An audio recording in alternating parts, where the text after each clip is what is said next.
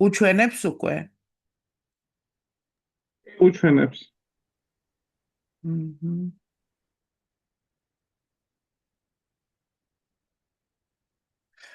მოგესალმებით ყველას.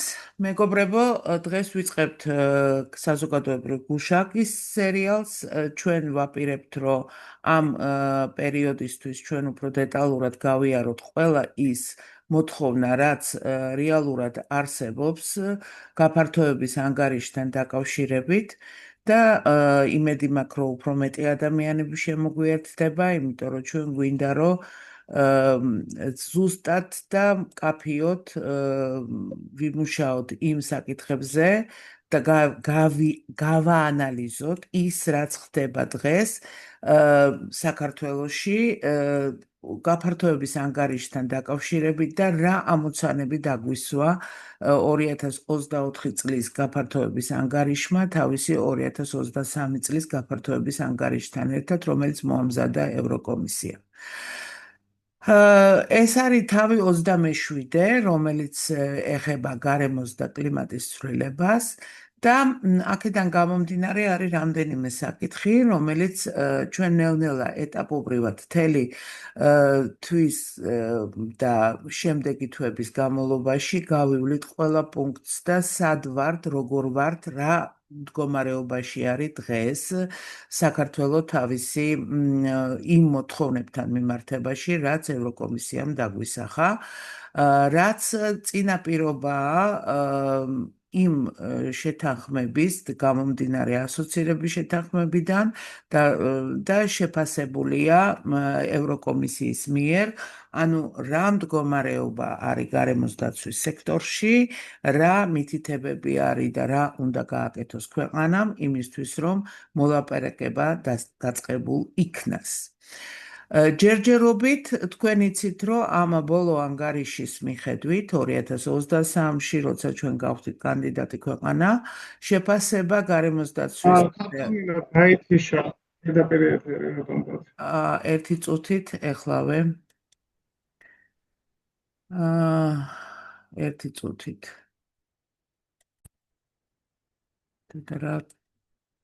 რა პრობლემას წავაწყდე, ვერაფრით ვერ ხვდები. ერთი წუთით.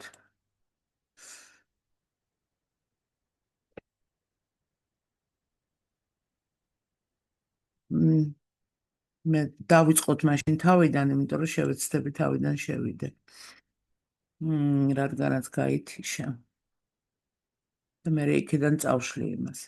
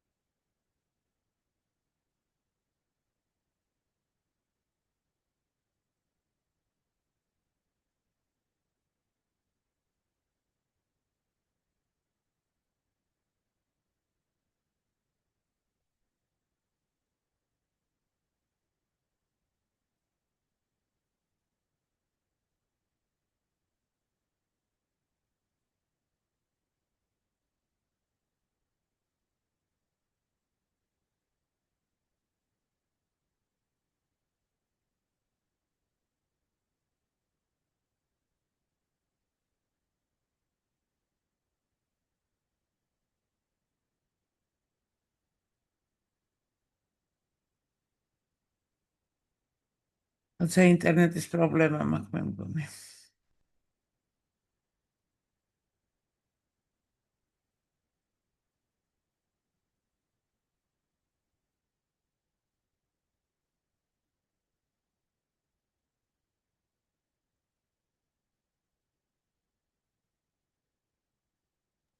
ახლა უჩვენებს.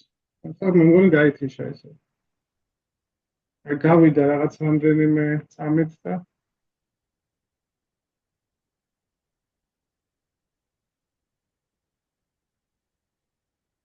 წუთით.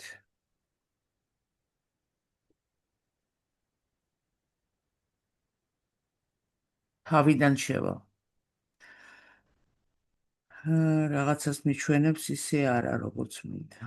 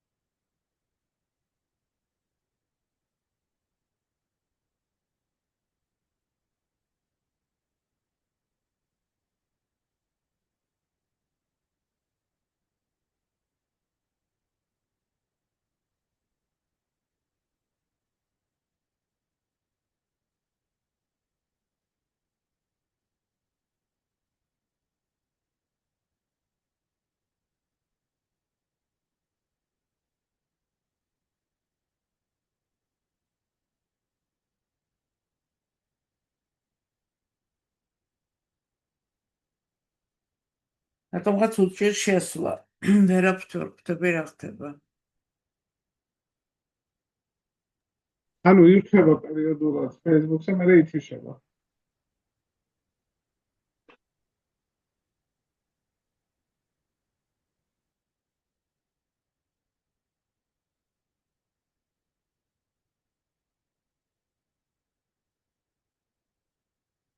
Так, სად არის პრობლემა?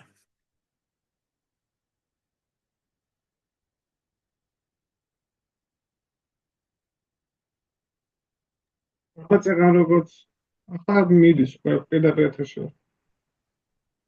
აჰა. დაიცა, აი ხა წაიღებს. არა. ახლა გავდივარ პირდაპირ ეთერში გვიჩვენებს. კი ბატონო, დავიწყოთ მაშინ თავიდან. მოკლედ კიდევ ერთხელ დავიწყებ. ჩვენ ვაპირებთ, რომ ვიმუშაოთ სხვადასხვა საკითხებზე, რომელიც ეხება გარემოს დაცვის მიმართულებით და რეალური მდგომარეობიდან გამომდინარე, ის რაც არის მოყვანილი გაფართოების ანგარიშზე, მნიშვნელოვანია და ჩვენ ვფიქრობთ, რომ ამას მოყვება ძალიან ბევრი საკითხი, რომელიც ჩვენ დეტალურად განვიხილავთ გაფართოების ანგარიშიდან გამომდინარე, რა ვალდებულებები ქონდა საქართველოს დაწყებული ასოცირების შეთანხმებიდან და იმ მითითებებით, რაც იყო. გახსოვთ, რომ კანდიდატის სტატუსის მინიჭებაზე შეფასებული იყო სექტორი, როგორ მდგომარეობაში არის და 5-ბალიანი სისტემიდან 1 ბალი მიეკუთვნა გარემოს დაცვას და კლიმატის ცვლილებას.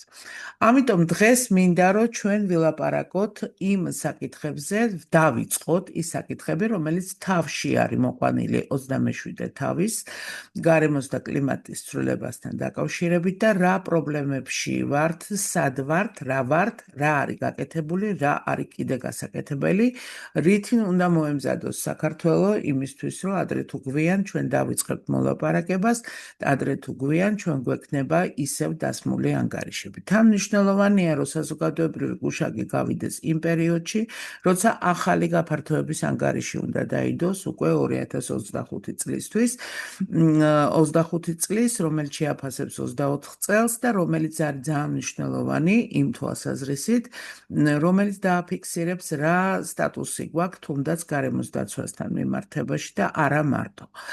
ის რა თქმა უნდა ამოსავალი წერტილი არის ასოცირების შეთანხმება და ის საერთაშორისო ხელშეკრულებები, რომელიც არსებობენ რეალურად საქართველოში.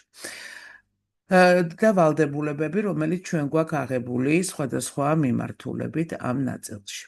აქედან გამომდინარე, მე მინდა დავიწყო და გთავაზობთ ყველას აქტიურად ჩართვას იმ საკითხში, რატომ არის შეზღუდული გარემოსდაცვითი პოლიტიკის განხორციელება, მონიტორინგი და აღსრულება, რატომ წარმოადგენს ეს გამოწვევას და რატომ არის განსაკუთრებული შეზღუდული ადმინისტრაციული შესაძლებლობები.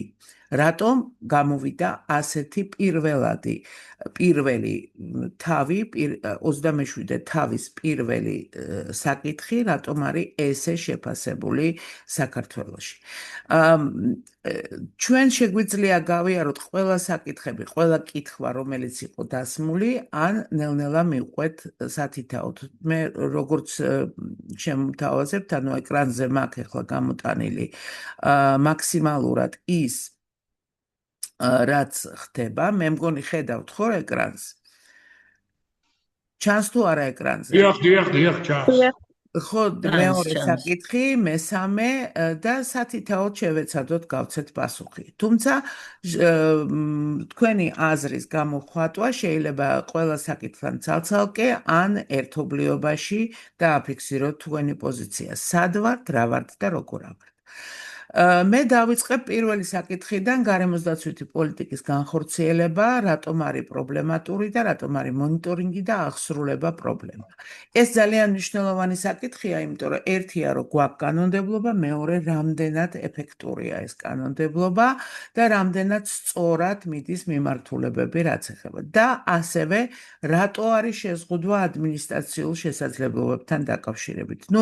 ბოლო ნაწილში ამ კითხვისა მე გავუსვამდი ხას, რომ ჩვენ სამწუხაროდ ინსტიტუციონალურად გარემოსდაცვის სექტორი საკმაოდ პრობლემატურია, იმდენად რამდენად 2017 წელს მოხდა გაერთიანება გარემოსდაცვისა და სოფლის მეურნეობის სამინისტროების და თქვენ წარმოიდგინეთ გაფართოების ანგარიშზე ორივე მიმართულება არის შეფასებული დასაწყის ეტაპზე, ანუ პირველ ეტაპზე და არც ერთი მათგანს არ აქვს მაღალი ქულა მინიჭებული. ჩვენ არაერთხელ გვითქვამს საზოგადოებრივ გუშაგში, რომ ერთ-ერთი პრობლემატური თემა არის ის, რომ ინსტიტუციონალურად ცალკე უწყება არ არის შემადგენლობაში მთავრობის.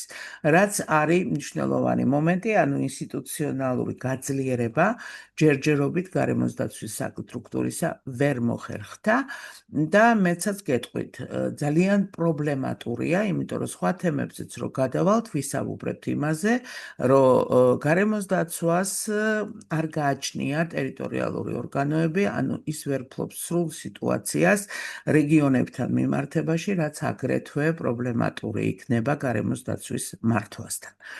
ამიტომ მინდა შემოგთავაზოთ, რომ მოდი ჯერ პირველი საკითხი ამოვწუროთ, რა არის მონიტორინგი, სადა ვართ და შემდეგ გადავიდეთ იმაზე, რასაც ქვია გარემოს ზემოქმედების შეფასების პროცედურები, სტრატეგიული გარემოს ზემოქმედების შეფასების პროცედურები, იმიტომ რომ მეორე და მესამე ეკუთვნის ზუსტად შეფასების კოდექსს, რომელიც არის მიღებული საქართველოს მიერ და რა სტანდარტებს აწესებს გარემოსდაცვის მონიტორინგი, ესეც შემადგენელი ნაწილია შეფასების კოდექსისა და რა სამართალდარღვევათა კოდექსში და სისხლის სამართლის კოდექსში როგორ არის შეტანილი აღსრულების მექანიზმები და რატომ ზოგ შემთხვევაში უკუძალა აქვს ამას და არა მიზანზე გათვლილი, ანუ არ უჯობესდება გარემო, რომელიც პრინციპში ყველა ქმედებებით უფრო უკეთესი უნდა ყოფილიყო. იმიტომ რომ რეალურად კანონმდებლობაში მეტნაკლებად ჩვენ ასახული გვაქვს ევროინტეგრაციის საკითხები, ასახული გვაქვს სულისკვეთება დირექტივების ევროკავშირის, მაგრამ აღსრულების მექანიზმში საკმაოდ რთული ვითარება გვაქვს. ამიტომ მოდით ვიმსჯელოთ აი ამ თემებზე. ვინ დაიწყებს კოლეგებო? მე თავაზობთ, რომ ბატონ აკაკის მივცემდი პირველ სიტყვას და უკვე დავიწყოთ განხილვა. მადლობა ქალბატონო ნინო.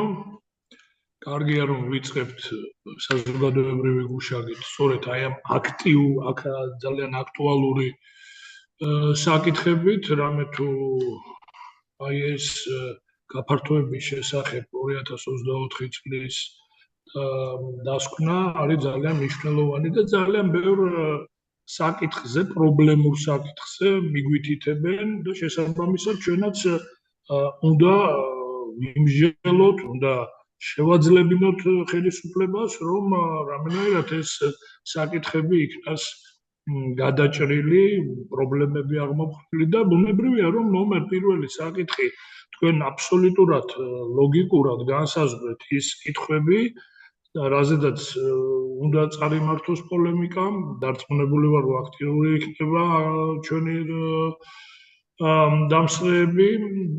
პირველი პოლიტიკის განხორციელების შეზღუდვა მრავალი მიზეზის გამო ხდება და იცით რა, როდესაც პოლიტიკის განხორციელებაზე არის საუბარი გარემოს დაცვით, პირველ რიგში მაინც მე მიმაჩნია, რომ მნიშვნელოვანია გარემოს დაცვითი განათლების სისტემის, ესე ვთქვათ, საკითხი, სისუსტე იმ სამსაფეხურიანი სისტემის, ჩვენ ამაზე არაერთხელ ვისაუბრია, მეთოდოლოგიური შეუსაბამობები, თემატური, თქვენ წარმოიდგინეთ, აბსოლუტურად არაკოორდინირებული არის ეს ყველაფერი. მე მინდა მოგახსენოთ, რომ თბილისის ივანე ჯავახიშვილის სახელობის სახელმწიფო უნივერსიტეტში აქამდე ეკოლოგიის სპეციალისტებისათვის სავალდებულო არ იყო გარემოს დაცვა და 2025 წლიდან ფაქტიურად ეს სავალდებულო ხდება, ძალიან მნიშვნელოვანია და კარგია და საჭიროა ყველა უმაღლესი სასწავლებლის სტუდენტებისათვის, ბაკალავრებისათვის, ზუსტი და საბუნებისმეტყველო მეცნიერებათა, ეკონომიკის, იურიდიული ფაკულტეტის, ყოველ შემთხვევაში ისწავლებოდეს გარკვეული, ესე ვთქვათ, ელემენტარული, ესე ვთქვათ, საკითხები მაინც, რომელიც გარემოს დაცვასთან არის დაკავშირებული, რამე თუ ეს უმნიშვნელოვანესი არის, გამომდინარე იქიდან, რომ ფაქტიურად დღევანდელ დღეს აი დიპლომიანი სპეციალისტი, რომელიც უმაღლესი სასწავლებლიდან შემდეგ ხდება ბიზნესში, თუ გნებავთ სახელმწიფო მმართველობით ორგანოებში, რეალურად ისინი აბსოლუტურად მოწყვეტილები არიან იმ საკითხების, ის ელემენტარული, ესე ვთქვათ, რეგულაციების გაცვითი ფუნქცია იქნება ეს თუ სხვადასხვა განებართვიანების თუ ასე შემდეგ და ასე შემდეგ. აი ამის ცოდნას და ეს ძალიან მნიშვნელოვნად მე ჩემი რწმენით ეს ქმნის სწორედ იმ შეფერხებებს, რომელიც პოლიტიკის განხორციელებისათვის იქნებოდა აუცილებელი. შეიძლება ახლა სვამ კითხვას რა, უმაღლეს დამთავრებულ დიპლომიან სპეციალისტს წარმოდგენა არ ჰქონდეს მაგალითად რიგ გარემოს დაცვით ასპექტებზე, ეკოლოგიურ ფაქტორებზე, წყლის რესურსების დაცვის უზრუნველსაყოფად, წყლის ობიექტების ეკოლოგიურ სტატუსზე, მდინარეთა აუზების ინტეგრირებულ მართვაზე, მე აი ზოგად ელემენტარულ ცოდნაზე მაქვს საუბარი, გამიგეთ, ურბანული საწარმო მეცხოველეობის ჩამდინარე წყლების გარემოზე ზემოქმედების გამომდინარე რისკებზე, გამიგეთ, რა შეიძლება მოხდეს საერთო წყალსარგებლობაზე და სპეციალურ წყალსარგებლობაზე, წყლის ობიექტების დაცვის ზონებზე, ნიადაგების ეროზიას საწინააღმდეგო ღონისძიებებზე, სატყეო სამელიორაციო ღონისძიებებზე, ღვარცობწარმოშობის პროცესების შესაჩერებლად პრევენციულ ღონისძიებებზე, გარემოს დაცვის საერთაშორისო სტანდარტებზე, გაუდაბნოების საწინააღმდეგო ღონისძიებებზე, ატმოსფერული ჰაერის დაბინძურების აღსაკვეთად როგორ შემცირდეს ემისიები, ტბის, აზოტის ჟანგეულების და ასე შემდეგ. სატყურის ეფექტის გამოწვევი. იცით რა, ეს ჩვენთვის ახლა ძალიან ტრივიალურ ჭეშმარიტებას წარმოადგენს, მაგრამ მე შეგნებულად მინდა ეს კიდევ ერთხელ ჩამოვაყალიბო, რომ იქნებ გაიგო, რომ გარემოს დაცვა ბაკალევრების დონეზე აუცილებლად განსახორციელებელია, რომ საგანი ეს ტექნიკური მიმართულების საგანია, გამიგეთ და ძირითადად იმ მართვის ინსტრუმენტებს მოიცავს და ეს აუცილებელია იმისათვის, რომ ჩვენ შემდეგ შევძლოთ გარემოს დაცვითი შეფასების, ესე ვთქვათ, განხორციელება. იგივე გარემოზე ზემოქმედების შეფასების, იგივე სტრატეგიული გარემოს დაცვითი შეფასების და ასე შემდეგ და ასე შემდეგ. იცით და ძალიან ბევრი საკითხები არის, ისეთი, რომელიც აბსოლუტურად ბუნდოვანება არის და ეს არის მნიშვნელოვანი. ახლა მეორე შემზღუდველი ფაქტორი, რაზედაც თქვენ ბრძანეთ, ქალბატონო ნინო. ეს არის გარემოს დაცვითი ინსტიტუციის სახელმწიფო მარეგულირებელი უწყების არ არსებობა. მოდით დავარქვათ ამას, როგორც აი თქვენ პირდაპირ აცხადებთ, ხო? დიახ, ეს ასეა და რამდენი ხანია ჩვენ ამაზე ვსაუბრობთ. რომელიც დამოუკიდებელ უწყებას უნდა წარმოადგენდეს და ფიქრობდეს გარემოს დაცვითი პოლიტიკის განხორციელებას. უწყება დაშორის კოორდინაციაზე, ეფექტურ მართვაზე და რაც მთავარია მოსახლეობის ინფორმირებაზე, საჭიროების შემთხვევაში მათ განათლებაზეც კი და გადაწყვეტილების მიღების პროცესში მათ მონაწილეობაზე. დღეს აი ეს ძალიან სერიოზულად მოიკოჩებს რა. და საჭიროა რომ ამას სათანადო ყურადღება მიაქციონ. მესამე შემზღუდველი ფაქტორი. მუდმივი არასტაბილურობა და პროცედურული დემოკრატიის უგულებელყოფა. რაზედაც ახლა ჩვენ ხშირად ვისაუბრია, გამიგეთ? რა შეიძლება კიდე ითქვას? მე შემიძლია ყველა იმ დასმულ კითხვაზე, ქალბატონო ნინო, ფაქტიურად ვიმსჯელო. გუგნებავთ, აი ამით შემოვიფარგლები, სხვებმაც ესე ვთქვათ თავისი მოსაზრება თქვან და შემდეგ ისევ ჩავერთოთ პოლემიკაში.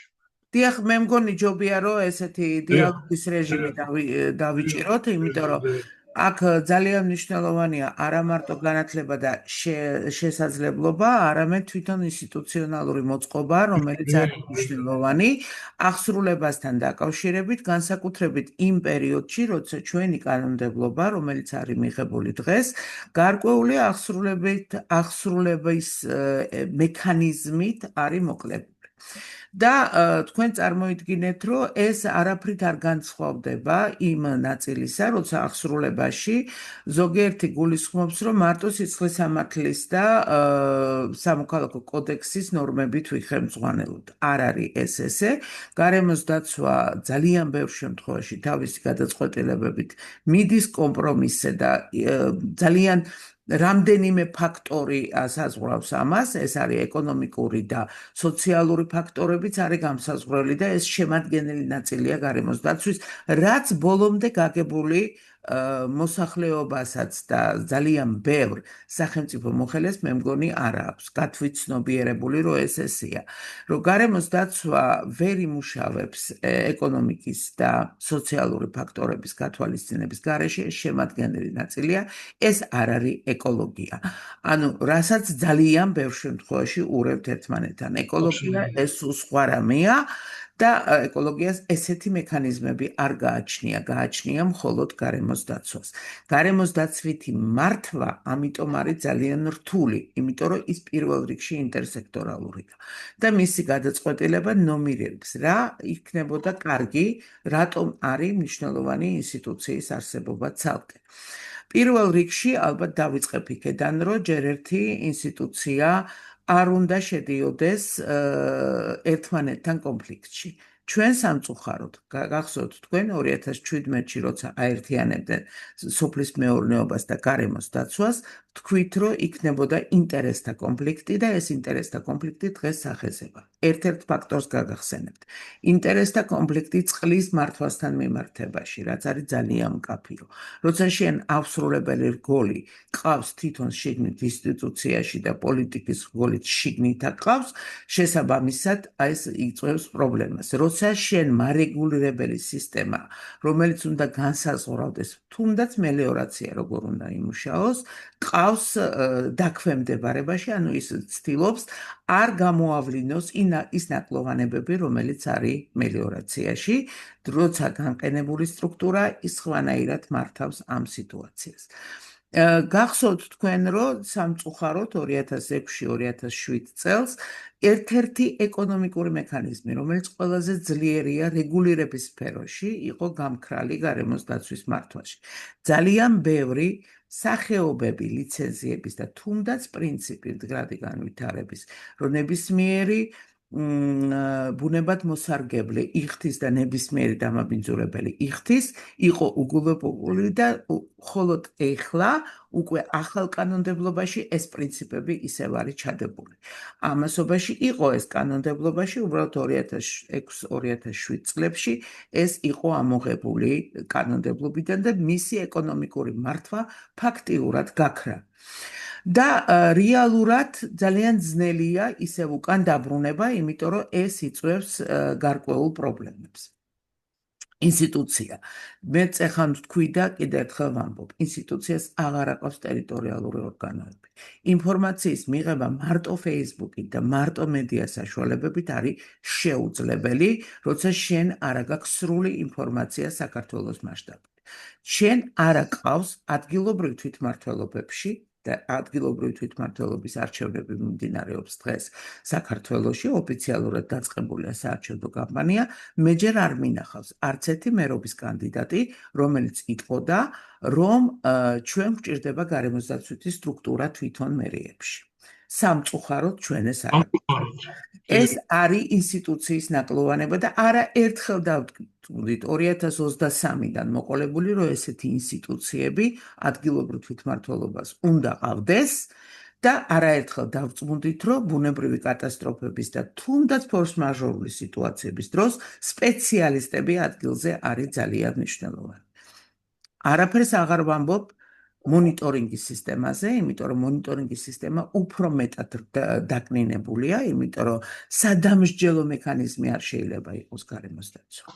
ჩვენ სამწუხაროდ დღეს ვიღებთ, რაც უფრო მეტი მაჩვენებელია საჯარიმო სანქციის განხორციელებისა, მით უკეთესია თითქოს ზედამხედველობა. არ არის ესე, იმიტომ რომ შედეგზე ორიენტირებული ზედამხედველობა ჩვენ არ აქვს. რა მერე რო დავაჯარიმეთ ან გავაჩერეთ საწარმო. საბოლოო ჯამში ჩვენ არ გამოვასწორეთ საწარმოში მდგომარეობა, ისევ დარჩა ისე და ნებისმიერი ადამიანი უბრალოდ იხდის საჯარიმო სანქციას და დამთავრდა ამით. ჩვენ არ ვლაპარაკობთ იმ ტექნოლოგიაზე, რაც გარემოს დაცვის მართვაში არსებობს, როცა შიგნით მუშაობს სისტემა. კი, შემოვიღეთ გარემოს დაცვითი მართველი და გახსოვთ ბატონო აკაკი თქვენ, როცა ჩვენ არჩევნების კოდექსს ვიხილავდით, მაშინ ჩვენ არაერთხელ თქვით, რომ შემზღუდველი ფაქტორი უნდა იყოს სტანდარტი და უნდა იყოს ISO სტანდარტები და არა გარემოს დაცვის მმართველის არსებობა ან არ არსებობა. შემზღუდველი ფაქტორი უნდა იყოს ISO სტანდარტების დანერგვა საწარმოებში და ეს არის უფრო მნიშვნელოვანი, იმიტომ რომ ეს არის შედეგზე ორიენტირებული და თუნდაც ბაზარზე ორიენტირებული პროდუქციის გამოშვება.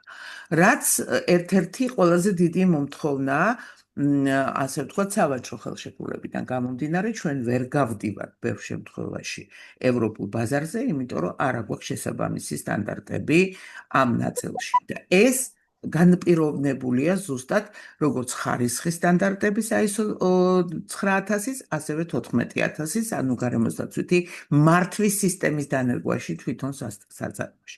კი, ელემენტები დაიწყო.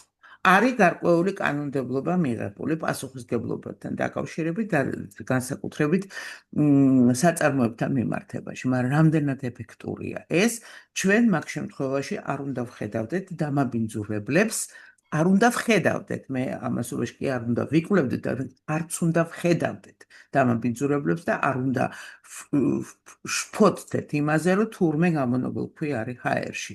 ეს არ უნდა არსებობდეს, ანუ ვიზუალური დათვალიერებით გარემოს დაცვის ინსპექტირება არ შეიძლება. ამას აქვს ძალიან დიდი მნიშვნელობა და ანგარიშგება. სად ნახეთ საწარმოების მიერ გამოგზავნილი ანგარიშები და ატვირთული საიტზე? ნახეთ ვინმე? მე ვეძებ დოკუმენტებს და ვერ ვპოულობ, იმიტომ რომ ამასობაში ვალდებულებაში ბევრ საწარმოს უწერია, რომ მათ უნდა პერიოდული ანგარიშგება თვით მონიტორინგის სახით წარმოადგინონ უწყებაში და ეს არის ძალიან მნიშვნელოვანი. ამიტომ თუ სადმე არსებობს მონიტორინგის სისტემა, თვით მონიტორინგის სისტემაც არსებობს ძალიან ბევრ შემთხვევაში, როცა საწარმო თვითონ ვალდებული. ის საწარმოები, რომელსაც პროდუქცია გააქვთ ევროპის ბაზარზე, ისინი ცდილობენ ასეთი მონიტორინგის სისტემის ჩამოყალიბებას, იმიტომ რომ სხვანაირად ისინი პროდუქციას ვერ გაიტანენ ევროპის ბაზარზე. ან ნებისმიერ ბაზარზე, იმიტომ რომ პრაქტიკულად ყველა ქვეყანა ზღუდავს ასეთი პროდუქციის შეტანას, რომელიც არ არის სტანდარტში ჩადებული.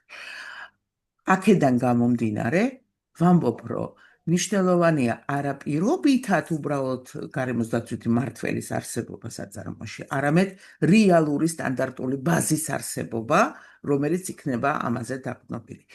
მე ამას ჯერჯერობით ვერ ხედავ. თუ ხედავთ, მითხარით. მე ვერ ვნახულობ, ანუ ხელმისაწვდომი ეს ანგარიშები საწარმოების მიერ გაკეთებული და ჩაბარებული, ჩვენ ეს არ იცით თქვენ, რომ პარალელურად ჩართული არის სტატისტიკის დეპარტამენტი ამ საკითხებში, რომელმაც წესით უნდა შეაგროვოს სტატისტიკური პირველადი ფორმები, რომელსაც აგროვებს გარემოს დაცვის სექტორი და შემდგომ გადადის სტატისტიკაში. ესეც ძალზედ მნიშვნელოვანი თემაა, იმიტომ რომ ამას ზუსტად ეს აჩვენებს, როგორ ვახორციელებთ სწორად მონიტორინგს ან არ ვახორციელებთ. ანუ აღსრულება ამით რეგულირდება და სხვანაირად არა. არ მინდა რომ გავაგრძელო, შემოვთავაზებდი კოლეგებს, რომ ჩაერთონ ამ დიალოგში. მე გავაგრძელებდი ქალბატონო ნინო, აი მონიტორინგთან დაკავშირებით, რა ვიცი, თუ კოლეგებს აქვს სურვილი იქნება გვანიშნონ და ჩვენთან. დიახ, გვანიშნონ, აქტიურონ. ახლა თქვენ ძალიან მნიშვნელოვანი თემა წამოჭერით და კითხვა დასვით. რაც შეეხება მონიტორინგს და აღსრულებას. არ შეიძლება მონიტორინგის ერთიანი ეროვნული სისტემა არ გვაძლევდეს პროგნოზს. აქ საუბარი არ არის მხოლოდ ჰიდრომეტეოროლოგიური მას 69 სადგურზე, რომელიც ნაჩვენებია, გვალვისა თუ მეწყერების 11 ადგილზე მონიტორინგზე ძალიან კარგია რომ დაიწყო, არამედ მონიტორინგის ერთიანი ეროვნული სისტემა. როგორც ესეთი. რიგი უწყებებიდან ის რაც თქვენ ბრძანებთ და თითეული საწარმოოდან თვით მონიტორინგის ოპერატიულ მონაცემებს უნდა ღებულობდეს. ის ხელმისაწვდომი უნდა იყოს აუცილებლად როგორც გარემოს დაცვითი მართვის რგოლებისათვის, ასევე ბიზნესისათვის, სახელმწიფოზე დამხედველობის ორგანოებისათვის. ანუ აქ საუბარი რაზეა, რომ ეს ინფორმაცია უნდა იყოს გამჭვირვალე.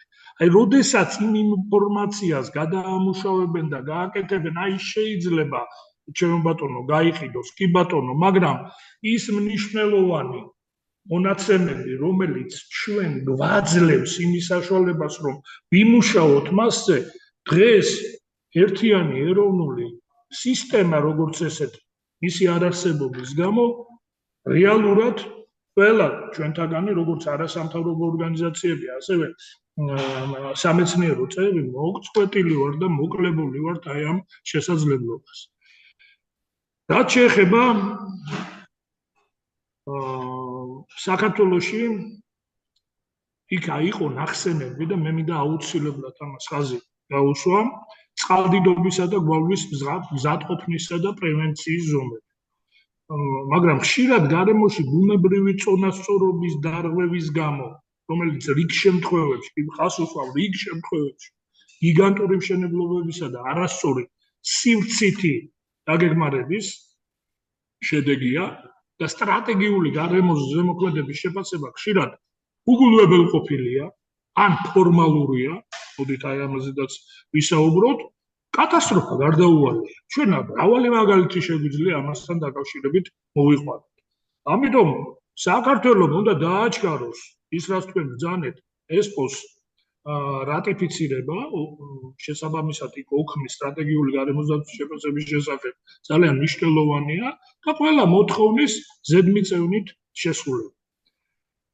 ეხლა რა თქმა უნდა, როდესაც საჯარიმო სანქციებზე არის საუბარი, მე ხშირად ვიხსენებ და ეს ძალიან მნიშვნელოვანი არის, როდესაც სერიოზული ასე ვთქვათ, საჯარიმო სანქციებია და საერთოდ ახსენდება ჩვენ ეს ამაზე ვისაუბრეთ კიდევაც, ერთ-ერთ საწარმოოში მცირე მეწარმის დაჯარიმება მოხდა ბალგარკის, ეგრეთ წოდებული ბალგარკა ყველამ კარგად ვიცით, მის საამქროში არსებობის გამო.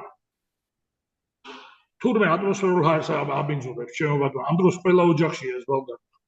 შემდეგ მაკონტროლებელმა მას მოსთხოვა საწარმოოს ეკოლოგიური პასპორტი, რომლისთვისაც მან მიაკითხა, გაუშვეს შესაბამის ექსპერტს, ექსპერტმა შეადგინა პასპორტი გარკვეულ საფასურად, მან კიდევ ბევრი რამ მოყვა, ისე თქვა, უფლება მე არ მაქვს, იმიტომ რომ ვერ გადავამოწმებ მას, თუმცა აღმოჩნდა, რომ მაკონტროლებლის ეს ქმედება საკანონმდებლო და ნორმატიული ადმინისტრაციული აქტით არის გამყარებული.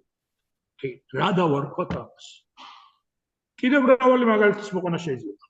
საჯარიმო სანქციები, ის რაც თქვენ ბრძანეთ, იგივე ავტოსატრანსპორტო საშუალებების, ესე ვთქვათ, ვიზუალური კონტროლი. არაგზის გვითქვა, რომ არსებობს გამოსავალი და ჩვენ მხოლოდ მას დეკლარაციას არ ვახორციელებთ და რაღაც ფაქტების კონსტატირებით არ შემოვიფარგლებით. გამიგეთ, შესაბამისად უნდა დაწესდეს ჯერ ადრეა, 1-10 წელი მაინც აი ამ პრობლემის წინაშე ვიქნებით, აი ამ მოძრავი საშუალებებიდან გამონაბოლქვის პრობლემაზე მაქვს საუბარი. თითოეული ლიტრის საწვავის შეძენისას კომპანიებმა ბონუსის სახით დღეს კრუასანებს, ყავას და ბუტერბროდეს რო თავაზობენ, გარკვეული დროის განმავლობაში დაუგროვონ ამ ტოფლობელს კატალიტიკური გარდამქნელების თანხა ბარათზე.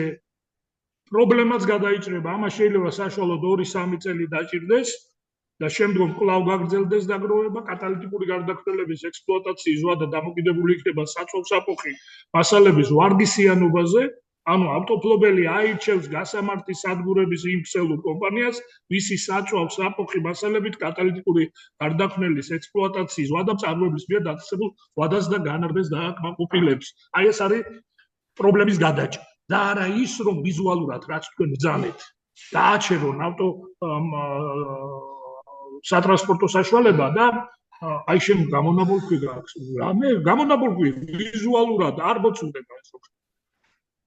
შესაბამისად, აი თუ მას გამართულ მდგომარეობაში კატალიტიკური გარდამქნელი იქნება, აი ეს ცირკულაციის სისტემა თანამედროვე ავტოსატრანსპორტო საშუალებებზე, რომელიც ჩვენ აზოტის ჟანგებულის, ორჟანგის, ესე ვთქვათ, 50%-მდე შემცირების საშუალებას გვაძლევს, აი ყველაფერი თავის ადგილზე დაალაგდება რა, რომ იტყვია. მაგაზე საუბარი, როცა ჰაერზე დავიწყებთ ლაპარაკს უფრო დეტალურად. დიახ, ეს არის ატმოსფერული ჰაერის დაცვაზეა საუბარი. ხო და ამაზე შემდეგ ზუმებს მიუძღვით ჩვენ ატმოსფერული ჰაერის დაცვის საკითხებს, რაც საჯარიმო სანქციებია რაღაც. მე მინდა ბატონ მამუკას ვთხოვო, იქნებ გავაანალიზოთ ბატონ მამუკა IT პორტალის მუშაობა, რომელიც გაკეთდა გარემოს ზემოქმედების შეფასების კოდექსიდან გამომდინარე და რომელზეც ჩვენ გვაქვს ბევრი პრეტენზია. სხვა შორის ქალბატონო ნინო ცვლილებებს უნდა ველოდოთ ინსტიტუციურს პორტალის შექმნის შემდეგ, იმიტომ რომ დომენს შეგახსენებთ ei.gov.ge.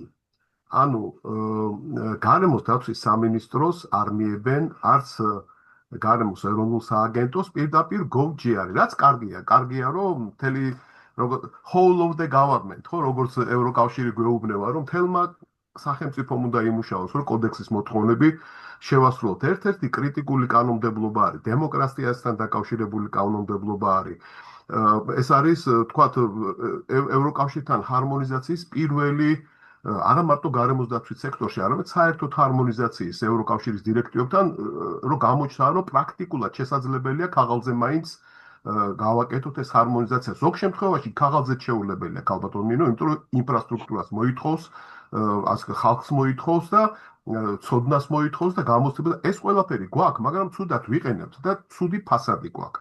ამითი, იმიტომ რომ ითვლება ჩვენი ევროპელი კოლეგები ალბათ თვლიან, მე პირადი კომუნიკაციაც კი მქონდა UN-ისთან, ვინც დაგვიწერა ეს კანონი, რა თქმა უნდა, ჩვენმა სპეციალისტებმა მიიღეს მაშინ მონაწილეობა, მათ შორის თქვენთან ერთად ქალბატონო ნინო, საქართველოს ანეთა მოძრაობა, მე როგორც დამოუკიდებელი ექსპერტი და სიამოვნებით ვიხსენებთ იმ დროს, როდესაც ეს მონაწილეობითი იყო ეს პროცესი. მაგრამ როგორც ჩანს, არ იყო გულწრფელი მათი სურვილები, იმიტომ რომ პრაქტიკულად დღეს ეს კანონი რომლის შესრულებას არაფერი არ უდგას წინ გარდა პოლიტიკური ნების, არ ფუნქციონირებს და ერთ-ერთი გამოხატულება არის პორტალი. პორტალი გვაქვს, მაგრამ მე წელს ვყავდა ესე რა ქვია, სამაგისტროს სტუდენტი, რომელიც სტუდენტიც აღარ ქვია, ხო, უკვე სამაგისტროს რო ასრულებს, უკვე სპეციალისტია, ხო?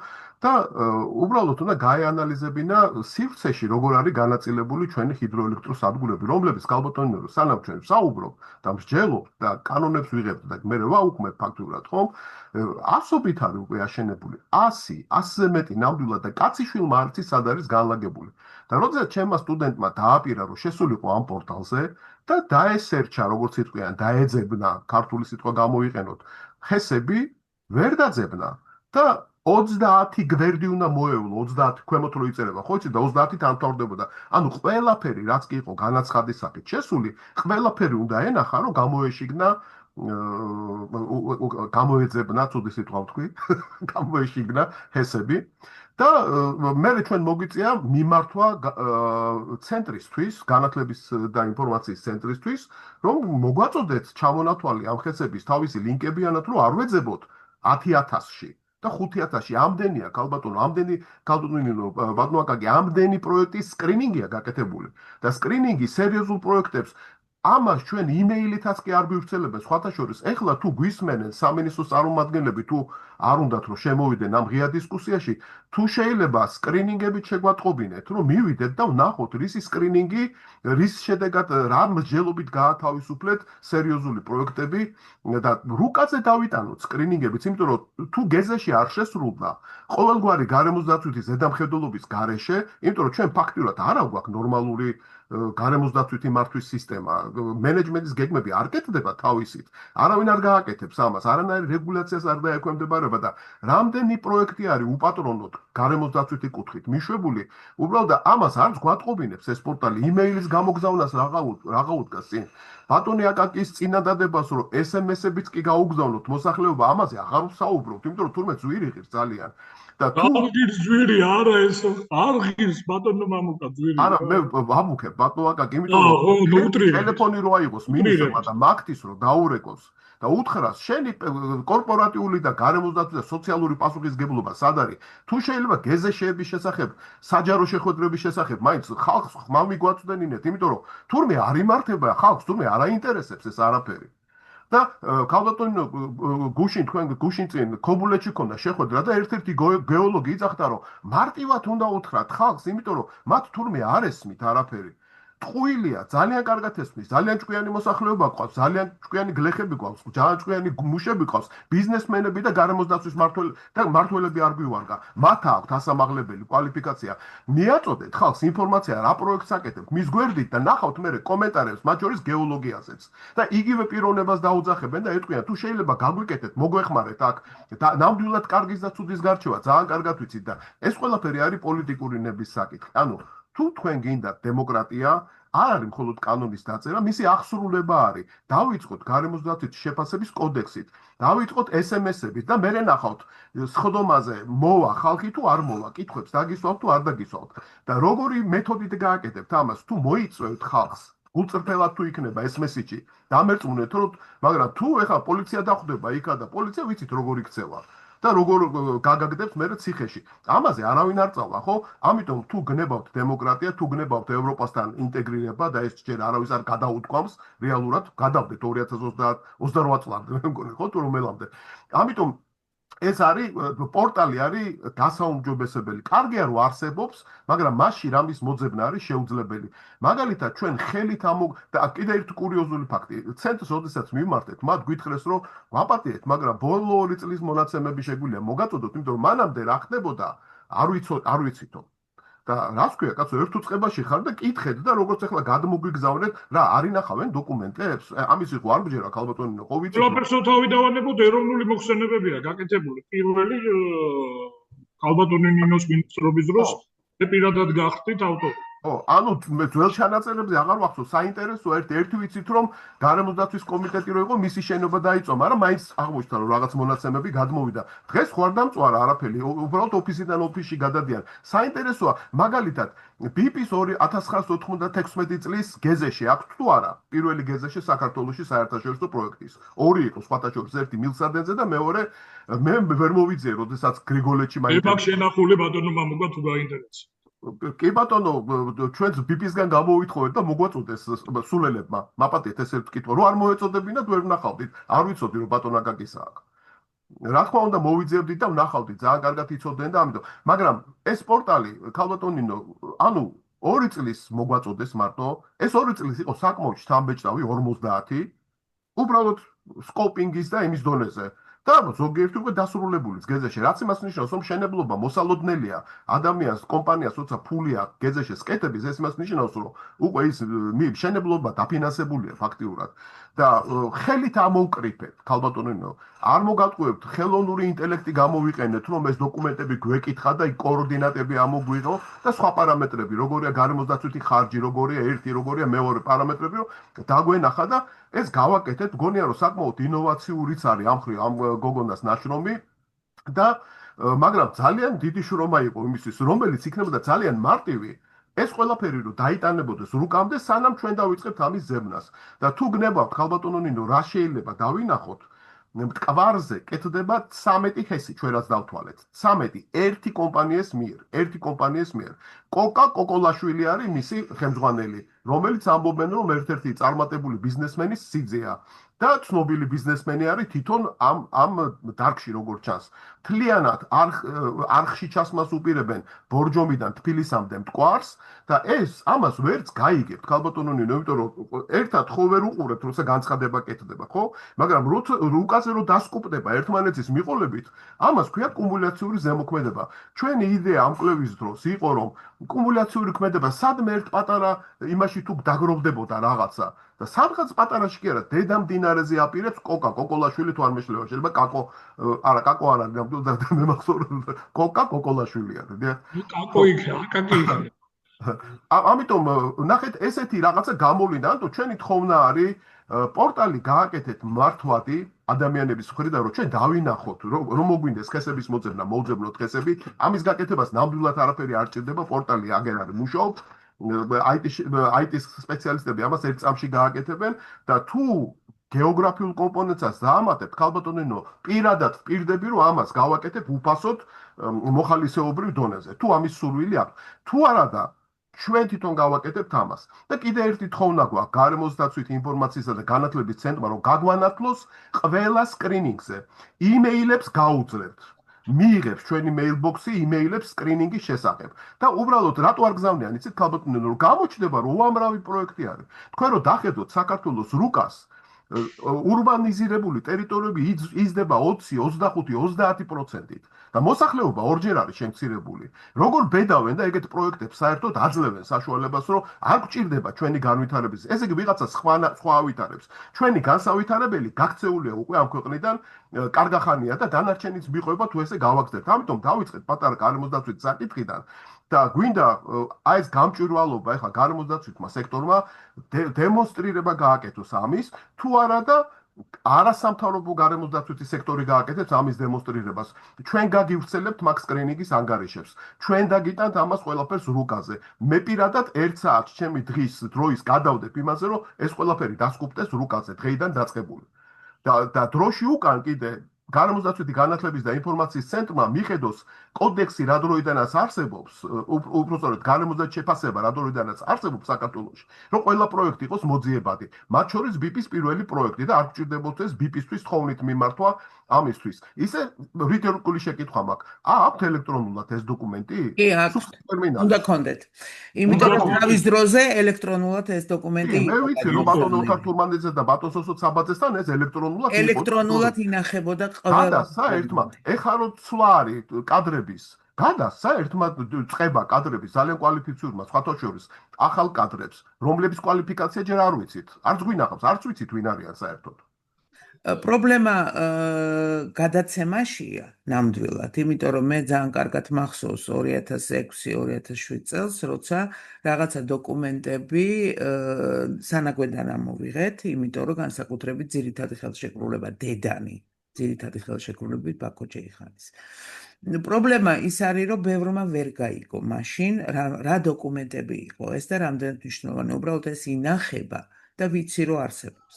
სამწუხაროდ გარემოს დაცვის სამინისტროს ცეცხლი არ მოკიდებია, მაგრამ 2 წლის წინ დიდობამ წაიღო ბევრი არქიული მასალა, იმიტომ რომ დასველდა უბრალოდ, მაგრამ ელექტრონული ვერსიები დღესაც კი არსებობს. პირველი ანგარიშის, გარემოს დაცვითი ანგარიშის ელექტრონული ვერსიაც არსებობს. ასე რომ ეს ყველაფერი არის. უბრალოდ კარგად უნდა მოძიება. მეორე თემაა, რომ ჩემი აზრით კიდე ერთი პოზიცია, ჩვენ სამწუხაროდ, როცა ვლაპარაკობთ აღსრულებაზე გარემოს შეფასების კოდექსისა, უნდა ვიმსჯელოთ შედეგიდან გამომდინარე რა ხდება. როგორც წესი ნებართვა არის გაცემული და მერე იწყებს მოსახლეობა ჩხუბს, როცა პირველი ტრაქტორი გამოჩნდება. თურმე აღმოჩნდა, რომ მათ გამორჩათ ან არ იცოდნენ, რომ საზოგადოებრივი განხილვები იყო ჩატარებული. აი რას ნიშნავს არასწორი ინფორმირება. მე არ უნდა იწყებდეს მოსახლეობა. მანამდე უნდა. რა თქმა უნდა, რა თქმა უნდა. სეგეჭის საკითხსაც მინდა მოკლედ რომ დაუბრუნდე ბატონო. ანუ ეს არის კარგი ინდიკატორი, რომ ჩვენ ვერ ვატყობინებთ მოსახლეობას. აი ეგ არის რა, იმიტომაც არის ჩაწერილი, რომ მნიშვნელოვანი შეძლებები არ ვატყობინებთ, ან ვერ ვატყობინებთ. არ ვატყობინებთ რა, მნიშვნელოვანი შეზღუდვები კვლავ რჩება გარემოს დაცვითი შეფასების კოდექსის განხორციელებაში, მონიტორინგსა და აღსრულებაში. მეტი რა უნდა დაწესოს. მონიტორინგი საერთოდ დავივიწყეთ. ეხლა გარემოს ზემოქმედების შეფასებადობას. რა მარტო ამ პორტალზე მარტო ის კი არ უნდა იყოს რა ნებართვა გაიცა. არამედ შემდეგ სახელმწიფო ინსპექტირებამ როში ამოწმა იმის ანგარიშიც უნდა იყოს ატვირთული. ალბათონო ნინო, მოდით რა. ეს ხო მონიტორინგის ნაწილია. გეთანხმებით აბსოლუტურად რა. აი ჩამოვაყალიბოთ რა. გარემოს ზემოქმედების შეფასებისა და სტრატეგიული გარემოს დაცვის შეფასების, ნუ ეხლა მე აღარ ვლაპარაკობ ტრასასაზრო გარემოს დაცვის შეფასებაზე, რომელსაც ესპოს კონვენცია მოითხოვს. ესპო გჭირდება ადმინისტრაციული პროცედურების განხორციელებისას საზოგადოების ინფორმირებულობა და მათი ჩართულობა გადაწყვეტილების მიღების პროცესში არასათანადოდ ხორციელდება და ეს არის გამოსაცდელი. აი ესე პარტივად კიდევ ერთხელ უნდა შევახსენოთ რა. რაც ხშირად საზოგადოების პირველ რიგში დაბნეულობას, შემდეგ უნდობლობას და წინააღმდეგობას იწვევს. არის შემთხვევები, ეხლა მართლა არის რა ესეთი შემთხვევები, რომ ჩვენ რამოდენიმეჯერ დავმიხილეთ აბსოლუტურად უწყინარი და საჭირო პროექტებზე და საზოგადოების წინააღმდეგობას გამოხატავს, რამე თუ მათთან არავის არ აქვს ნამუშევარი რა. გარემოს დაცვის სახელმწიფო ორგანოზე მაქვს საუბარი და მე ვიტყოდი, რომ ეს არის გარკვეულწილად უპასუხისმგებლობაც. გარემოს დაცვითი რეგულაციების და სახელმწიფო კონტროლის ფუნქციის სხვადასხვა უწყებებში გადადაწილება და არა კოორდინირებულობა. აი ეს არის და ეს. ამიტომ მოდით რა, თუ გვინდა რომ გამოვასწოროთ, კეთილი ვინებოთ და ინფორმაცია სკრინინგის იქნება, სკოპინგის, თუ გადაწყვეტილების მიღების შესახებ, თუ საჯარო განხილვების შესახებ, ესეების გზავნილებით მივაწოდოთ რა. ბატონო, მე ხო ხედავ რომ თქვენ ურეკიდან გვერთვებით და მინდა რომ ერთი საკითხი უბრალოდ ქალბატონო ნინო აი ტესტის სახით გავტესტოთ ეს როგორ მუშაობს, იმიტომ რომ მარტო საქართველოს პრობლემა არ არის ეს რაც ხდება. მაგალითად ეხლა მუშავდება სანაპიროს სივრცითი განვითარების სათაურიც აღარ მახსოვს ტექნიკური დავალება ვთქვათ, ცოტა რომ აზიის განვითარების ბანკი აფინანსებს, წამალად ვერ ნახავთ აზიის განვითარების ბანკის წარმომადგენელს ამ პროცესში. 5 დონიანი შრეარი კონსულტანტის მერე მოდის სუდა სივრცითი განვითარების სააგენტო მათ თუ მოახერხეთ დაკავშირება პროფესიონალებსაც კი გვიჭირს დაკავშირება შემდეგ ალბათ საქართველოს მთავრობა და შემდეგ აზიის განვითარება რომელიც შორიდან უყურებს ამ პროცესს არის ის თურმე რომ აქ ადამიანები არსებობენ ვისაც შეუძლია რაღაცა წინადადებით წარდგენ თუნდაც ტექნიკური დავალების შემუშავების დროს მასში წერია სანაპირო ზონის ინტეგრირებული მართვა ქალბატონინო ერთი აბზაცი მაგრამ მოხსენიებული არ არის რომ სოფლიო ბანკმა 20 წლის წინ თქვენი ხელმძღვანელობით მიმდინარე პროექტში სანაპიროს ინტეგრირებული მართვის კანონ პროექტი მოამზადა 2005 წლის 12 აპრილს კოსმონავტიკის დღეს მინისტრის წინაშე იყო ბატონი გიორგი პაპუაშვილის წინაშე წარდგენილი რომ შეთანხმებაზე გაეშვათ არავინ არ თხოვდა დამტკიცებას უბრალოდ შეათანხმეთ კონსულტაციების პროცესი ინგლისურად რასაც ეძახიან ქართულად შეთანხმება რო ქვია და უარი თქვეს იმიტომ რომ ეს ბენდუქიძის ეპოქა იყო და ნებისმიერი რეგულირება იყო ცუდი სიტყვა უკვე პიროვნული ფაქტორები რო არ მივაყოლოთ იქ არ მინდა ეხლა დავასახელო პიროვნებები ვინც ობსტრუქცია მოუწყო ამ კანონს შემდეგ სტრატეგიის სახე მიიღო 2010 წლის 23 მარტს თუ 22 მარტს არ მახსოვს რომელია წყლის საერთაშორისო დღე იმ დღეს წარვადგინეთ სტრატეგია არც კანონი უნდა არც სტრატეგია უნდა და ADB-ს არ უნდა რომ მოიხსენიოს ეს დოკუმენტები ქართულადაც არსებობს და ინგლისურადაც შეგვიძლია რომ წავაკითხოთ მოხსენიებული რო არ არის ტექნიკურ დავალებაში ეხლა სუდა გაითვალისწინებს ამ დოკუმენტებს თუ თავიდან უნდა დავიწყოთ 20 წლის შემდეგ პროცესი 20 წლის თავი გვაქვს ზუსტად კანონ პროექტის წარდგენის ბრიტანელი კონსულტანტების მიერ დაწერილი ეხლა ესპანელი კონსულტანტები არიან და უბრალოდ როგორ აპირებენ სეგეშეს გაკეთებას იანვარში უნდა დამთავრდეს პროექტი ქალბატონო ნინო დღეს არის სექტემბერი სეგეში ესრება ბატონო აკაკი ამ პერიოდში ძალიან გაურთულდებათ ფორმალურ ჯერ სკოპინგიც არ აქვს ნუ გააჩნია რა თქმა უნდა გაურთულდებათ არა სკოპინგიც არ აქვს ჯერ დაწყებული აქედან გამომდინარე მე ვამბობ რომ სკოპინგის შემდგომ პერიოდში გააჩნია რა თემებზე რა საკითხებზე იქნება აქცენტი გაკეთებული და რა დაჭირდება მის კვლევას ხო ფორმალურადაც რო ავიღოთ ფორმალურადაც რო ყველაფერი მზადაა ხო ერთი თვე და სამი თვე უნდა მიუმატო. ანუ იანვარში ვერ ასწრებენ. ამიტომ საზოგადოებამ რა დავაშავეთ, არ უნდა ვიცოდეთ ეგ რომ ხო და ამიტომ ვახსენებ ახლა ამ საკითხს, რომ ტესტი გავაკეთოთ ქალბატონო ნინო, როგორ მუშაობს გარემოსდაცვის შეფასების კოდექსი, არ გვინდა პატარა პროექტებზე და უმნიშვნელოზე რომ ვესაუბროთ. დაველოდოთ, როდის გამოაცხადებენ თუ არ გამოაცხადებენ, ისე ნორმალური პროცესი მანამდეც ითხოვს საზოგადოებასთან კონსულტაცია. ქალბატონო, თქვენთან ვინმე ხომ არ მოსულა სივრცით გეგმას ვაპერე. ბატონო აკაკი, თქვენთან ხო არ მოსულა ვინმე როგორც არავინ აი მაგი ვახსენე ხო და სანაპირო ზოლზეა ლაპარაკი. ყოფილი მინისტრი, რომელიც მას ამ თემაზე კანონ პროექტი მოამზადებინა სოფლიო ბანკის პროექტს. და იკა აზიის განვითარების ბანკმა ქალბატონინო გაიარა თქვენთან კონსულტაცია მე აღარ ვლაპარაკობ კონსულტანტებზე და საქართველოს მთავრობაზე აზიის განვითარების ბანკმა terms of reference რო დაწერა ერთხელ იმეილით გამოგიგზავნათ თქვენ თუ არ გამოგიგზავნათ მაშინ ხო არც ერთ stakeholders არ გაუგზავნა სად არის stakeholder-ების მონაწილეობის ამიტომ ქალბატონინო მარტო ქართველებს უნდა ავაბრალებთ ამ ამბავს არა არც ვაბრალებ enabler-ები არიან აზიის რო არ იყოს ფული არ იქნება ეს პროცესი ძალიან დიდი მადლობა რომ გამოყავით თანხა ამ შემთხვევაში ხანშორს ჩვენი თანხაა კრედიტით ხო გრანტი მაინც გამოგეყოთ ამ თემაზე გრანტი მაინც გამოგეყოთ სირცხვილია უბრალოდ სირცხვილია მეორეჯერ კრედიტით გვაკეთებინებთ სანაპიროს ინტეგრირებულ მართვას მე მგონი რომ საერთაშორისო ისიც აქვს რა ქვია ინკრემენტული ბენეფიტებიც ამას ჩვენ თუ კარგად მართავთ ჩვენ სანაპიროს თუ არა და დავაბინძურებთ ძალიან ადვილია მაგის კეთება ამის მეტი არაფერი გვიკეთებია ჯერ ამიტომ თუ შეიძლება აზიის განვითარების ბანკმა ამ გლობალურ კონტექსტში კეთილი ინებოს და სტეიქჰოლდერებთან შეათანხმოს მიმდინარე კონსულტანტების ტექნიკური დავალება. დარწმუნებული ვარ, თუ კაი კონსულტანტები არიან, მოითმენენ მცირე ტექნიკური დავალების ცვლილებას. მაგალითად, რეფერენს მსოფლიო ბანკზე. დარწმუნებული ვარ, ჯერ კონსულტანტმა ესპანელმა არც იცის, რომ ბრიტანელმა კონსულტანტმა კანონი დაწერა 20 წლის წინ. თქვაშორის დღესაც ამაყობს ავტორი კანონის ოქროს საწმისის ქვეყნისთვის კანონი მე მაგ დაწერილიო. ამ ხელა მნიშვნელობას ანიჭებს თვითონ ავტორი ამას. ამაყობს ამითი. ჩვენ რატო არ ვამაყობთ? ტექნიკურ დავალებაში მოიხსენიოთ თუ არ გავითვალისწინებთ. ხო, მაგრამ შევამოწმოთ, რომ კლასიკურად გამზადებული ყველა იმ პრინციპზე დაყრდნობილთ გაკეთებული, რა პრინციპიც არის ანაპირო ზონის ინტეგრირებული მართვა. მე არა ვარ დარწმუნებული, რომ ვინმე იცის, რა პრინციპებზე უნდა აეწყოს სანაპიროს ინტეგრირებული მართვა. მე არა ვარ დარწმუნებული, რომ ბიზნესმენებთან, რომლებიც მოღვაწეობენ ამ ზოლზე, რამე კონსულტაციები იყო ჩატარებული. იმიტომ რომ პირველ რიგში მაშინ ტურიზმის სექტორთან უნდა ყოფილიყო სერიოზული კონსულტაცია. როეთყვით ტურიზმის მესვეულს, რომ იცით რა, ხმელთაშუა ზღვაზე პროტოკოლია შემოღებული 100 მეტრზე არაფერი არ უნდა ააშენო. მაინტერესებს, დადგავენ 100 მეტრში სახლებს? იმიტომ რომ პოტენციურად შეიძლება ჩვენ შემოვიღოთ ეს შეზღუდვა, ხო? სულელები ხო არ არიან ხმელთაშუა ზღვაში? სხვათა შორის მოდით თქვათ, რომ ურეკში ეგ 110 მეტრიანი ზოლი ეგრეთ წოდებული საზოგადოებრივი ზოლი უკვე არსებობს და აკრძალულია ახალი მშენებლობა. აი ამ ზოლში.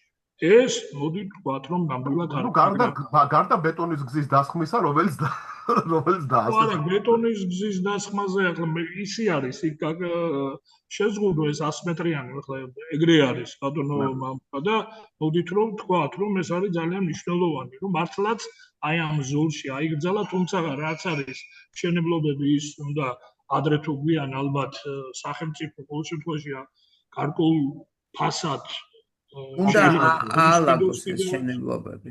შეიძლება, მაგრამ რეალურად ეხლა ის ნამდვილადაც არ უშლის ხელს ის რომ აი ეს 100 მეტრიანი ზოლი არ უნდა იყოს გადატვირთული და ახალი მშენებლობები განვითარებული ფაქტია რა. ეს გაკეთდა ძალიან კარგი იდეაა. კობულეთში მიმდინარეობს. ხო, აი ჯუდი ძალიან, იმიტომ რომ ეს ისტორიულად ეხლა კობულეთში ეგრე იყო, გამიგეთ და ყოველ შემთხვევაში იმდენად ჩაწეპებულია ერთმანეთს ეს სახლები, ხო, რაღაც შეზღუდვა უნდა იყოს, არ შეიძლება ესე რა. და პლუს ამას ეხლა ანალოგიური შეკვეთილში, გრიგოლეთში, თელსანაპირო ზოლში თუ მოხდება ეს გაცილებით უფრო უკეთეს შედეგს მოგცემს უახლოეს 10-20 წელიწადში რა. და ტურისტთან დაკავშირებით ტურიზმი ძალიან მნიშვნელოვანი არის აი ამ რეგიონისათვის, აი ამ ზოლისათვის და ინტეგრირებული მართვა. მე მაგალითად ძალიან მნიშვნელოვან დოკუმენტად მიმაჩნია ის რაც თავის დროზე გაკეთდა ეს თქვენი ხელმძღვანელობით მოხდა ბატონო მამუკა და სტრატეგია შავი ზღვის სანაპირო ზოლის ინტეგრირებული მართვის და იქ არის პრინციპები ჩამოყალიბებული და აი პირველ რიგში ალბათ სხვათა შორის სახელმძღვანელოშიდაც აქვს შეტანილი სალექციო კურსი რომ გავაგებინოთ ამ ხალხს რატომ არის ეს აუცილებელი აი ამ პრინციპების დაცვა რატომ არის მნიშვნელოვანი თორემ აღმოჩნდებით ისეთ სიტუაციაში რომ რეალურად წინააღმდეგობრივი იყოს სწორედ იმ კოლეგებო, მოდით დაუბრუნდეთ იმ საკითხს. განვითარება ზღვაში გამიგეთ, რომელიც აშკარად დაეტაკა მერე ბიზნესს რა და შესაბამისად საკმაოდ სერიოზული პრობლემები იყო ამასთან დაკავშირებით სულ 3 თვის წინანდელ ამბავზე ხო და რეალურად ჩვენ ამაზე კიდე მოგვიწევს მსჯელობა, როცა წყალზე და ოკეანეზე და მდინარეებზე და იმაზე ვისაუბრებ პლაჟებზე და განსაკუთრებით იმაზე, რომ შავი ზღვის სტრატეგია უნდა არსებობდეს თუ არ უნდა არსებობდეს, რომელიც მოთხოვნაში არის ჩადებული და მკაფიო ვიცით ამის შესახებ. ამიტომ ჩვენ ამაზე უნდა ვიმსჯელოთ ცოტა მოგვიანებით. ეხლა მინდა დაუბრუნდე შეფასების კოდექს და მოდი ვთქვათ ესე, რამდენად სწორია, რომ ესპოს კონვენციას ჩვენ არ უერთდებით. ესპოს კონვენცია ტრანსსაზღვრო ზემოქმედება, რომელიც თავის დროზე არ შეუერთდით ესპოს კონვენციას, იმიტომ რომ არც ერთი მეზობელი ქვეყანა არ იყო ესპოს კონვენციის წევრი. დღეს თითქმის ყველა მეზობელი ქვეყანა არის ესპოს კონვენციის წევრი. შესაბამისად, ჩვენ არანაირი შეზღუდვა ესპოს კონვენციის წევრობაზე ამ სიტუაციაში აღარ აქვს. მაშინ არგუმენტი მაინც ჰქონდა, რომ არც თურქეთი, არც სომხეთი, არც აზერბაიჯანი ესპოს კონვენციის წევრი არ იყო. ჩვენ დღეს ვართ. ოღონდ ერთი პრობლემა. რა ზოლი არის ტრანსსაზღვრო? ეს უნდა გაგვეთვალა, ეს უნდა დაგვეწერა. კანონი ამბობს განსასაზღვრო ზემოქმედებაზე, მაგრამ აღსრულებაში მოყვანილი არ არის. არ დაწყებულა ეს პროცესი, მაგრამ ეს პროცესი დასაწყებია. და ყველაზე მთავარი, ოქმის სტრატეგიული გარემოს ზემოქმედების შეფასების შესახებ, რომლის პარაფირება მომხდარია, უბრალოდ არ მომხდარა მისი რატიფიცირება. კანონში უკვე გვიწერია სტრატეგიული გარემოს ზემოქმედების შეფასება და ბატონ მამუკა, თქვენ ახსენეთ კუმულაციური ეფექტი. ჩვენ ხეობებს კარგავთ, მხოლოდ და მხოლოდ იმიტომ, რომ იმდენი საწარმო კეთდება თითოეულ ხეობაში, არა მარტო ჰიდრო, ზოგადად საწარმოები, მისი კუმულაციური ეფექტი არავის არასოდეს არ დაუთვლია. სანაპირო ზონის გარდა საუზო მართვის სისტემებიც კი ამ კუმულაციურ ეფექტს უნდა იცნობდნენ და უნდა იცოდნენ, თუ გვინდა რომ ბუნება შევინარჩუნოთ ზოგადად. და აგრეთვე მინდა რომ ვისაუბროთ გარემოს დაცვით მონიტორინგზე რაღაცა ნაკლებად ვთქვით, მაგრამ უფრო დეტალურად უნდა გქონდეს ამაზე საუბარი. გიორგი მამულაშვილს მინდა ვთხოვო, ხომ არ არის ისეთი რამ, რაც ჩვენ გამოგვჩა გაფართოების ესე ვთქვათ, ანგარიშის განხილვის დროს. სამართლებრივი და სისხლის სამართლის კოდექსი და რამდენად ახალგაზრდები არიან ჩართული შეფასების კოდექსში. იცნობენ თუ არა ახალგაზრდები, რა პროცედურები უნდა იყოს ამ საკითხთან დაკავშირებით. გიორგი, იქნებ ორი სიტყვით გითხრათ ამის შესახებ. გიორგის ვერ ვხედავთ.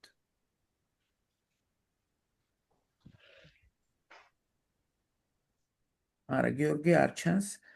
სამწუხაროდ. ქალბატონინო, მე ვიტყოდი, რომ თქვენ ძალიან მნიშვნელოვანი საკითხი დასვით ტრანსსასაზღვრო ზემოქმედების შესახებ.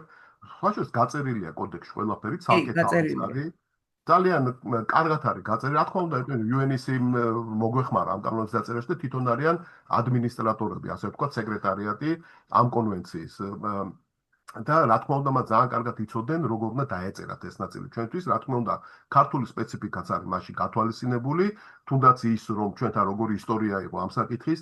ქალბატონინო, მე ვერ ვხედავ რაციონალურ მიზეზს, რატომ არ უერთდება საქართველოს სრულად ამ კონვენციას და მის პროტოკოლს სეგეშის შესახებ. ცოტა უცნაური არის, ანუ ძალიან მარტივად, ყოველგვარი არანაირი ხარჯი ამას არ მოყვება, არანაირი ღონისძიება ვინმეს მხრიდან, არანაირი დანაკარგი, გვექნება მხოლოდ სიფრთხილე, რომ ვინმე სხვას არ მივაყენოს ზიანი და პირიქით ვინმე არ მოგვაყენოს ზიანი, უფრო მეტი გვექნება ამის სათქმელი. და აი ხა ეს მაგალითი, თქვათ, სანაპიროს სივრცითი განვითარების სტრატეგია თუ გეგმა თუ როგორც უნდა ჩავხედოთ ტექნიკურ დავალებას, ნებისმიერ შემთხვევაში დოკუმენტი, რომელიც დაექვემდებარება სეგეშეს, ისე ვერ დამტკიცდება. მე მგონი ამას ვერაცნობიერებს სუდა სივრცითი განვითარების სააგენტო. იმიტომ რომ რაღაცა პასიურობა ამ შემთხვევაში უნდათ რომ დოკუმენტი დამტკიცდეს, აქვევდებთ პირობას რომ სასამართლოშიც კი შევიტანთ საკითხს. თუ ისინი სეგეშეს გარეშე დაამტკიცებენ რომ გაუქმდეს ნებისმიერი დამტკიცებული დოკუმენტი. იმიტომ რომ ის ვერ იქნება ხარისხიანი დოკუმენტი თუ არ გაუკეთდა სტრატეგიული გარემოსდაცვის შეფასება.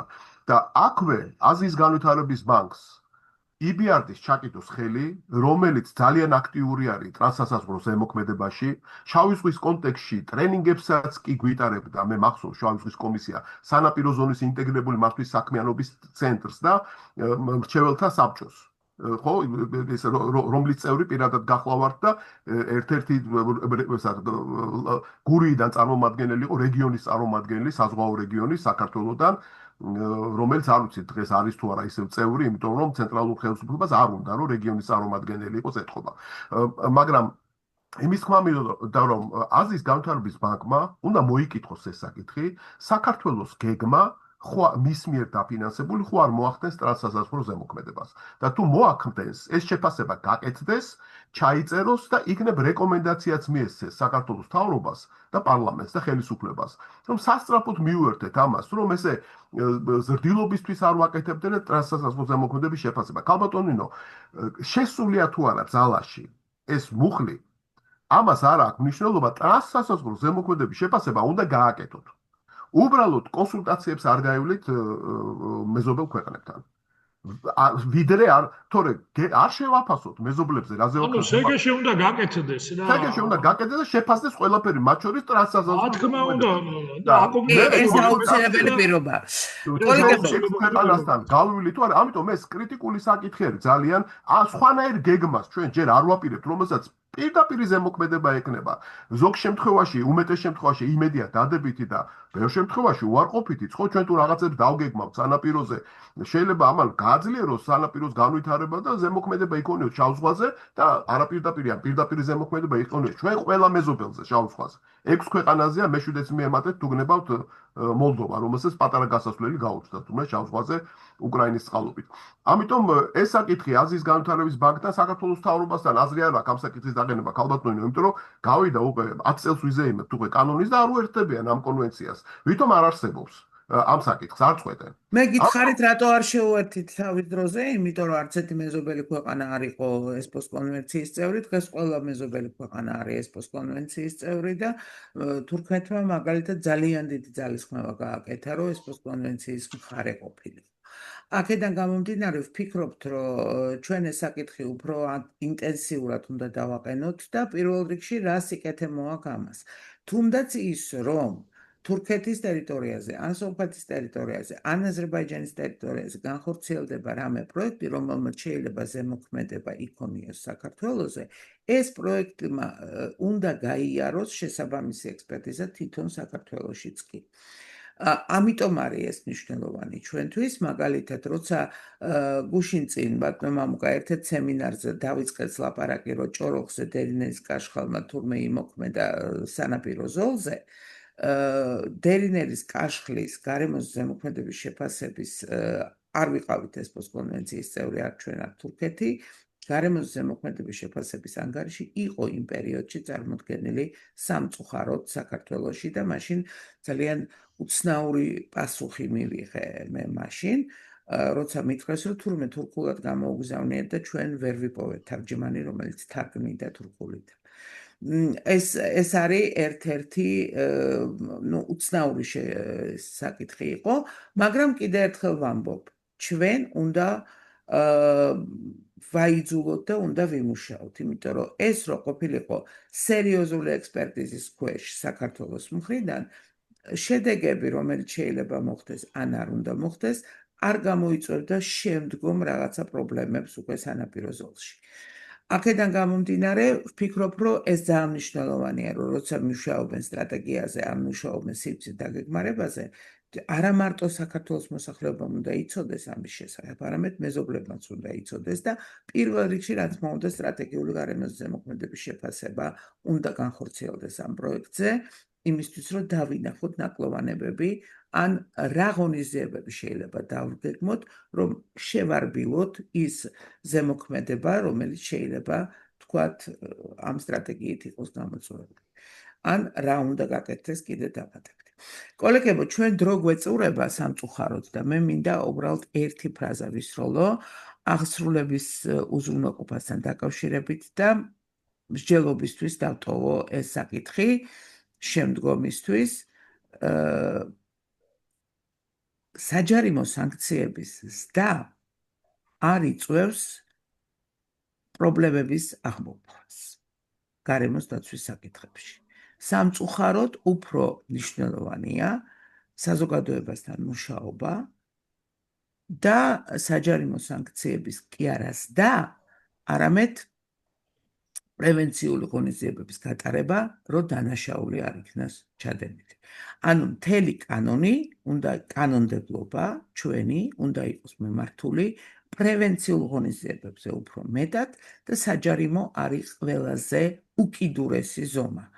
და არ შეიძლება გარემოს დაცვითი სექტორი ფასდებოდეს რამდენად ბევრი საჯარიმო სანქცია გამოწერა და შედეგი იყოს ამით დათვლილი. იმიტომ რომ რეალურად ეს არ ნიშნავს, რომ სტრუქტურა მუშაობს. ეს ნიშნავს, რომ ჩვენ უფრო რთულად აგვაქვს საქმე, თუ სისხლის სამართლის და საჯარიმო კოდექსები უფრო მეტად არის საჯარიმო სანქციები უფრო მატულობს. ეს იმას ნიშნავს, რომ საერთოდ არ მუშაობს გარემოს დაცვითი კანონმდებლობა თუ ჩვენ გვესდება საჯარიმო სანქციები. ეს მინდა, რომ რაღაცნაირად შემდეგ ზუმში გავშალოთ უფრო კარგად. დიდი მადლობა ყველას. მადლობა. მადლობთ, კარგად ბრძანდებოდეთ. კარგად იყავით. კარგად, ძალიან საინტერესო იყო, დიდი მადლობა ნინო. მადლობთ. დაიხარეთ.